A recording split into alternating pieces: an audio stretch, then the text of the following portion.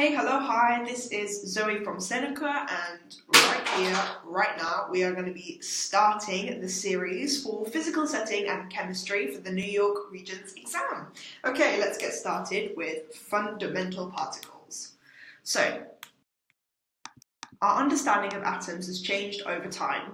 Important models were developed by John Dalton, J.J. Thomson, Ernest Rutherford, and Niels Bohr. So, John Dalton was an English school teacher who first wrote that atoms were the basic unit of chemistry. He thought that atoms were spherical, with different spheres consisted different elements. Dalton thought atoms were the fundamental unit of matter and were indivisible. 90 years after Dalton's ideas, J.J. Thomson discovered that atoms were divisible. Thomson discovered and measured the mass of the electron. The electron was measured to be several orders of magnitude lighter than an atom, proving that smaller particles than atoms existed. This led to the plum pudding model, where the atom was viewed to be a largely positively charged sphere with embedded smaller negatively charged electrons. Ernest Rutherford fired alpha particles at a thin film of gold. If the plum pudding model was true, the particles would have been deflected by the gold. Instead, most particles passed straight through the film. This led to the nuclear model, where the atoms were viewed as being mostly empty space, with a positive nucleus and orbiting electrons. The nuclear model had a problem. Classically, an electron should spiral into the nucleus and atoms should collapse. Niels Bohr solved this problem by developing the first quantum theory of the atom, with electrons assigned to fixed orbits of defined energy. When electrons move between orbits, they must emit or absorb electromagnetic radiation of a particular frequency. So, evolution of the atomic model, from the oldest to the newest. 1. Indivisible sphere model. 2. Plum pudding model. 3. Nuclear model. 4. Bohr model. And finally, 5. Quantum theory. So here are some of the features of the Bohr model. It has a positive nucleus containing protons and neutrons, fixes electrons in orbits. It is outdated, but still useful. Atoms are made of protons, neutrons, and electrons. These different subatomic particles have different properties. So let's start from units. Subatomic particles are so small that conventional units aren't very useful. For example, a proton weighs, a hideous number.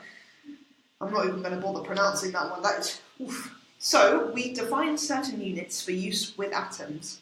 For example, the atomic mass unit, or AMU. I'm not actually sure how to pronounce that. Let's go with AMU. AMU is defined as 1/12 the mass of a single carbon-12 atom. The elementary charge unit, E, is equal to the charge on an electron. So, a proton has a mass of 1.0073 AMU. It has a charge of +1 E. Neutrons, they have a mass of 1.0087 AMU. A neutron has no electric charge, hence neutron. A neutron is very slightly heavier than a proton, but the difference is so small we often take the masses to be the same and equal to 1 AMU. An electron has a charge of -1 E. The mass of an electron is so small it is usually approximated to 0. The mass of an electron is approximately 0.00055 AMU. Atoms are made of a nucleus and shells of electrons. The nucleus of an atom contains protons and neutrons. Most of the mass of an atom is in the nucleus, and the nucleus is positively charged. Electron shells are split into subshells. A subshell has a slightly different energy and electron shells occupy most of the space of an atom. So, again, what is the mass of an electron? The answer is 0.00055 amu. Tiny. What is the definition of the atomic mass unit? The answer is 1/12 the mass of a single carbon-12 atom. Okay. The nuclear model views the atom as being mostly empty space, with a positive nucleus and orbiting electrons.